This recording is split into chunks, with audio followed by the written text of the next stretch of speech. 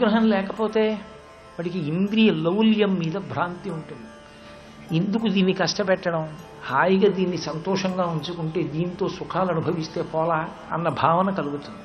వాడు ఈశ్వరుణ్ణి చేరలేడు. అందుకే పరదేవతా స్వరూపాన్ని వర్ణన చేసినప్పుడు సింధూరారుణ విగ్రహాం త్రినయనాం మాణిక్య మౌళిస్ఫురత్ తారానాయక శేఖరాం స్మితముఖీం ఆపీనవక్షోరుహాం పాణిభ్యాం అళిపూర్ణరత్న చషకం రక్తోత్పలం బిభ్రతీం అంటారు.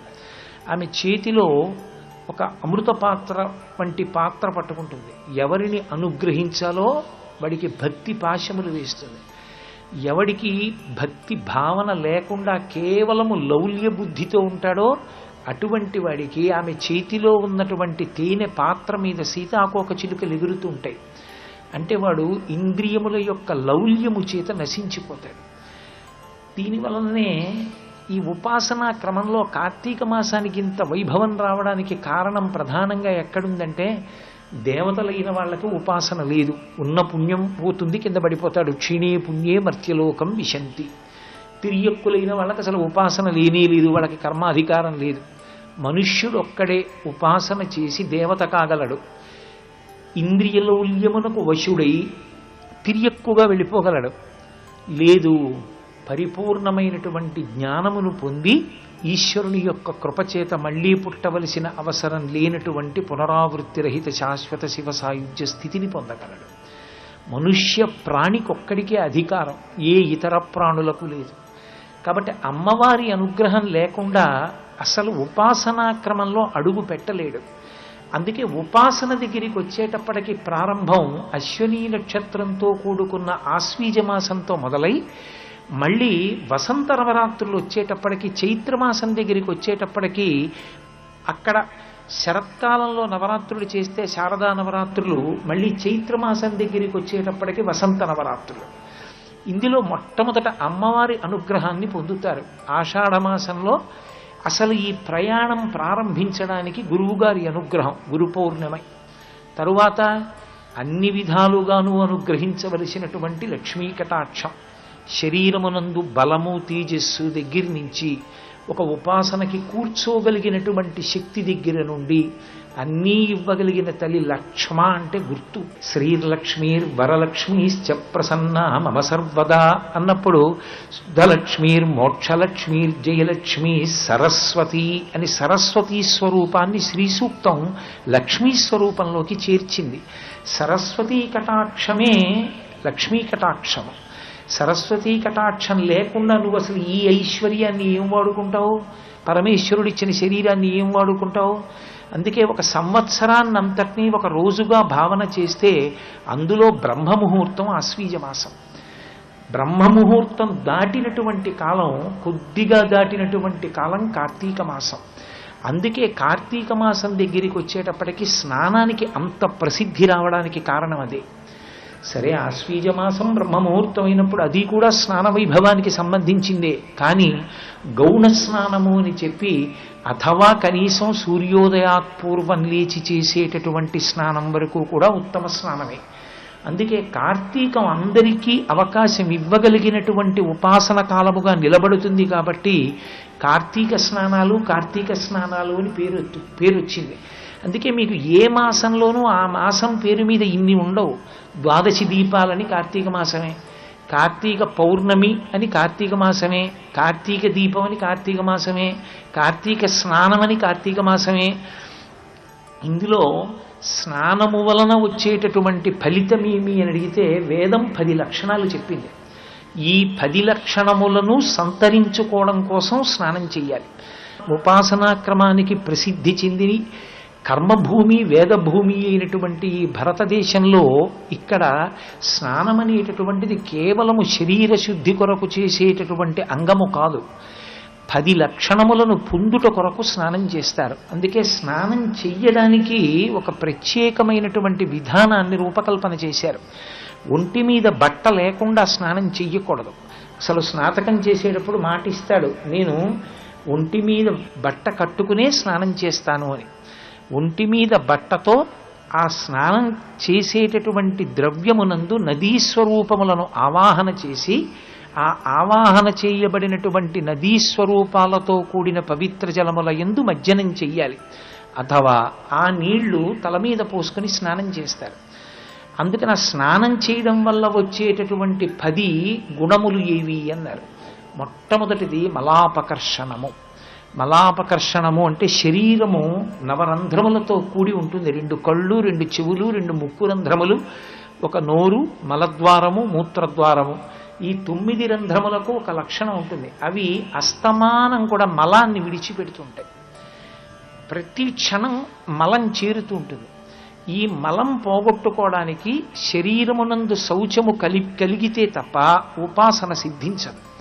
శరీరమునందు శౌచమును పొందడానికి మలాపకర్షణ స్నానం చెయ్యాలి. స్నానానికి మొదటి ప్రయోజనం మలాపకర్షణ. రెండవది, స్నానము చేత తేజస్సు సంభవిస్తుంది. అందుకే ఏ అశౌచము శరీరాన్ని పట్టుకుందో ఆ అశౌచాన్ని పోగొట్టుకోవడమే శరీరమునందు తేజస్సు నిలబడడానికి కారణమై ఉంటుంది. ఆ స్నానం చేసిన కారణం చేత తేజస్సు నిలబడుతుంది. మూడవది పుష్టి.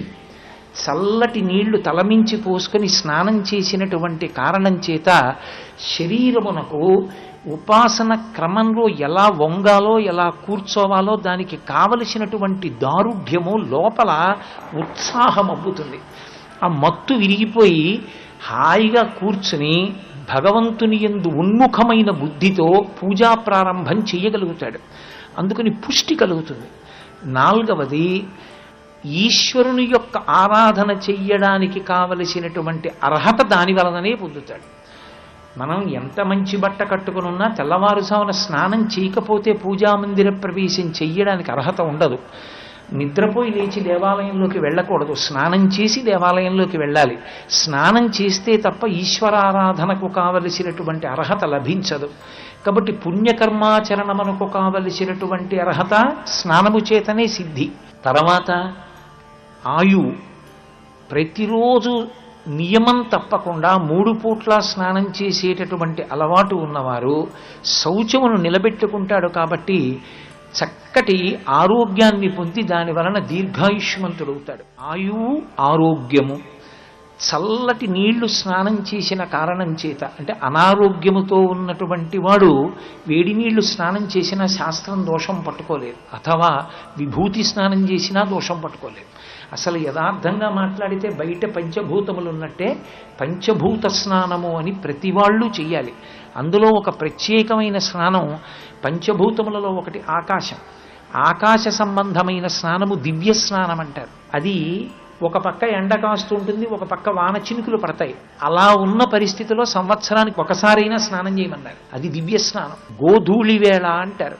గోవులు ఇంటికి వెళ్ళిపోతున్నప్పుడు వాటి డెక్కల నుంచి రేగిన ధూళి మన మీద పడుతుంది, అది వాయుస్నానం. అలాగే అగ్నిస్నానం అని ఉంటుంది. అది విభూతిని తల మీద చల్లుకుంటే పంచభూతములలో ఒకటైనటువంటి అగ్ని స్నానం చేసినట్టు. జలస్నానము అంటే నీటి యందు మునిగి స్నానం చేయడం. గౌణ స్నానం, అధమాధమమైన స్నానం ఏది అంటే తాను మునగకుండా నీళ్లు తీసి తన మీద పోసుకోవడం. అది మనం ఇళ్లల్లో చేసేటటువంటి స్నానం. అసలు నిజమైన స్నానం మజ్జనం. మజ్జనం అంటే తల 3 మాటలు మునగాలి. అంటే ప్రవహించేటటువంటి నది యందు స్నానం చేస్తాడు, లేదా తటాకమునందు. అది స్నానం. అటువంటి స్నానము వలన మనిషికి లౌల్యము నశిస్తుంది. లౌల్యము అంటే మీతో నేను మనవి చేశాను, ఇంద్రియములతో భోగం అనుభవించాలనేటటువంటి కోరిక తగ్గిపోతుంది. తగ్గి భగవంతుని పట్ల ఆభిముఖ్యము కలుగుతుంది. మనసు నిర్మలత్వమును పొంది చిత్తము శుద్ధి పొంది భగవంతుని యొక్క పూజకి కూర్చున్నప్పుడు త్రికరణములు ఏకీకృతమవుతాయి. నోటితో నువ్వు ఏది చెప్తున్నావో అది నీకున్నటువంటి శరీరావయవములలో ప్రధానంగా చెయ్యి చేస్తుంది, మనసు చూస్తుంది. అప్పుడు పూజ పూర్తవుతుంది. నేను నోటితో పాదయోహ పాద్యం సమర్పయామి అన్నాను అనుకోండి, కాసి నీళ్ళు ఇలా వేస్తే అది పూజ అవ్వదు. అసలు ఆయన పూజ చెయ్యలేదు అన్న విషయం ఎక్కడ తెలిసిపోతుందంటే ముఖే ఆచమనీయం సమర్పయామి అన్న దగ్గర తెలిసిపోతుంది. ముఖే ఆచమనీయం సమర్పయామి అంటాడు, ఓ మాట తీసి ఇలా నీళ్లు పోస్తాడు. ఎక్కడ ఆచమనీయమైంది? ఆచమనీయం నువ్వు అలాగా చేస్తున్నావు, 3 మాటలు పుచ్చుకుంటున్నావు. ఈశ్వరుడికైనా అంతే ఆచమనీయం. 3 మాటలు ఎందుకు ఇవ్వవు? 3 మాటలు ఇవ్వాలంటే ఆయన ఇలా చెయ్యి చాపాలా? ఆయన ఇలా చెయ్యి చాపాలంటే ఆయన చేతి కంకణములు కణకణ కణకణ ధ్వని చెయ్యాలా? కదలిన బాహుపద క్రమంబున రవము సూపిడి నూపు రములవాణి అంటారు పోతన గారు. అక్రూరుడికి దర్శనమైంది. ఆయన చెయ్యిలా చాపితే శ్రీమన్నారాయణుడు ఆయన చేతి కంకణములు ధ్వని చేస్తాయి. ఆయన ఇలా చెయ్యి పెడితే నువ్వు ఉద్ధరిణితో నీళ్లు వేస్తే ఆయన లోపలికి పుచ్చుకుని మళ్ళీ చెయ్యి చాపాలా? ఏది వ్యవధానం? ఎక్కడ వేశావు? అలా 3 మార్లు వేసి ఆయన చెయ్యి కడుక్కోనానికి 4వ మాటు నీళ్లు వేసి ఇక మంత్రం ఉండదు. నువ్వు భావన చేత నీ ఉత్తరీయాన్ని ఎత్తి ఇలా చూపిస్తే ఆయన ఉత్తరీయానికి చెయ్యి తుడుచుకుంటే నువ్వు ఆచమనీయం ఇచ్చావు.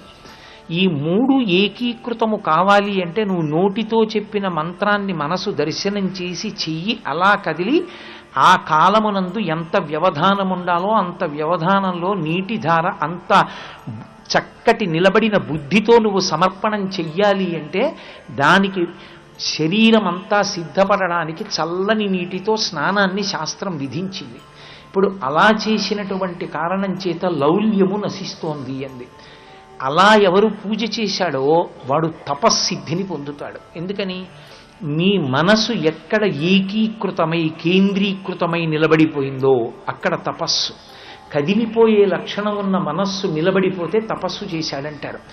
మీరు పూజ చేసేటప్పుడు భగవంతుని యొక్క ఉపచారములు చేసేటప్పుడు మీకు ఆయన పాదములు, ఆయన చేతులు, అధాంగ పూజ చేసేటప్పుడు ఆయన పాదముల నుంచి తల వరకు ఆయన అవయవాలన్నీ కనపడి మీరు సర్వాణ్యంగాని పూజయామి అన్నప్పుడు పళ్ళెంతో ఇలా పూలు పూస్తే కింద పడిపోతున్నటువంటి పువ్వులతో సమానంగా స్వామి కిరీటం, లలాటం, కస్తూరి తిలకం, నాసాగ్రం, దానికి చివర పెట్టుకున్నటువంటి ముత్యం, ఆయన కపోలాలు, ఆయన గడ్డం, ఆయన కంఠం, దాని మీద త్రివళులు, మెడలో హారాలు, వక్షస్థలం కౌస్తుభమణి, ఆయన నాభి, దాని మీద ఉన్న మేఖల, ఆ మోకాళ్ళు, పట్టుపంచ, ఆయన పాదాలు, పాదాల మీద ఉన్న తులసి దళాల వరకు పువ్వులతో పాటు మీ చూపులు కిందకి ఈశ్వర దర్శనం చెయ్యగలిగాయనుకోండి అధాంగ పూజలో మీరు తపస్సు చేశారని గుర్తు.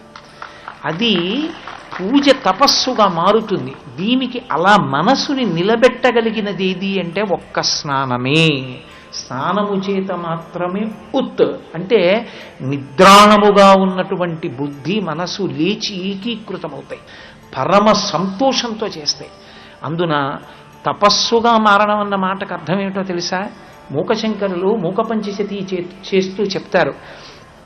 జంతోస్తవ పద పూజన సంతోష తరంగితస్య కామాక్షి బంధో యది భవతి పునః సింధోరంభస్సు బభ్రమీతి శిలా అన్నారు ఆయన ఆర్యాశతకంలో. సంతోష తరంగితస్య కామాక్షి, భగవంతుని యొక్క పూజ చేయడం అంటే నదిలో తరంగములు వచ్చినట్టుగా లోపల సంతోష తరంగములు వస్తూ ఉండాలి. ఎందుకు ఆ తరంగములు అంటే ఆనందం. స్వామి రండి ఆవాహయామి అనేటప్పటికీ సింహాసనంలో ఆయన వచ్చి టీవీగా కూర్చుని కుడికాలు పైకెత్తి పాదపీఠం మీద పెడితే నా తల్లి సీతమ్మ ఆయన పక్కన కూర్చుని ఆమె కాలు తీసి ఆ పక్కన పెడితే ఆ పాదపీఠం మీద ఉన్న 2 పాదాల్ని చూసి మడిచినటువంటి పాదం వంక చూసి పరాశర భట్టర్లు అంటారు శ్రీగుణరత్న కోశంలో, ఏకంజంచనతి క్షమం మమ పరంచ ఆకుంచ పాదాంబుజం మధ్యే విష్టర పుండరీకమభయం విన్యస్య హస్తాంబుజం త్వాం పశ్యేమ నిషీదుషీం ప్రతికళం కారుణ్య కులంకష స్పారాపంగతరంగమంబ మధురం ముగ్ధం ముఖం బిభ్రతీం అంటారు. అమ్మా నేను వచ్చానమ్మా, ఒక కాలు మడిచి కూర్చున్నావు అమ్మా, 2 పాదముల మీద పువ్వులు వేసిన తల తాటించాలని ఉందమ్మా, ఏది ఆ 2వ పాదం చాపు అంటే పరమ ప్రేమతో అమ్మవారిలా కాలెత్తి ఆ 2వ పాదం కూడా చాపి పాదపీఠం మీద పెడితే అమ్మవారి పాదములకు పెట్టుకున్న మంజీరముల ధ్వని వినపడుతుంటే ఆ పసుపుతో లత్తుకతో ఉన్న అమ్మవారి పాదాలు చూసి శంకర భగవత్పాదులు అంటారు, అమ్మా కదాకాలే మాత కదయ కలితా లక్తకరసం పిబేయం విద్యార్థి తవ చరణ నిర్ణీజన జలం ప్రకృత్యా మూకానామభిచ కవిచా కారణతయా అని. అమ్మా ఆ పాదాలను నేను పాత్రలో పెట్టి నా భార్య నీళ్లు పోస్తుంటే ఆ పాదాలు కడుగుతుంటే ఆ పసుపు లత్తుక కరిగిపోయిన ఎర్రటి నీళ్లని ఉద్ధరిణితో తీసి నా కుడి చేతిలో వేసుకుని నేను తాగే రోజు ఎప్పుడమ్మా ఈ విద్యార్థిగా అదృష్టం అంటారు. ఆ నీళ్లు చూసి ఆ పాదాలు కడిగి ఆ పాదతీర్థాన్ని లోపలికి పుచ్చుకుంటుంటే సంతోష తరంగితస్య కామాక్షి అంటారు మూకశంకరులు. తరంగములు నదిలో ఎలా వస్తాయో మనసులో సంతోష తరంగములు అలా రావాలి. అంత ఆనందంతో పూజ బరువైపోకూడదు. పూజ చెయ్యడానికి ఉత్సాహం ఉండాలి. అబ్బా ఎప్పుడు చేస్తాం ఎప్పుడు చేస్తాం ఎప్పుడు చేస్తామని. అది సుప్రభాతం. అలా వెళ్ళి చేసినటువంటి పూజ ఉందే, దానివల్ల నువ్వు ఎంత సంతోషంగా బయటికి వస్తావో పూజా మందిరంలోంచి. అలా చెయ్యగలిగినటువంటి లక్షణమునకు ఆది ఎక్కడ ఉన్నది అంటే స్నానమునందు ఉన్నది. సర్వం శ్రీ ఉమామహేశ్వర పరబ్రహ్మార్పణమస్తు. స్వస్తి.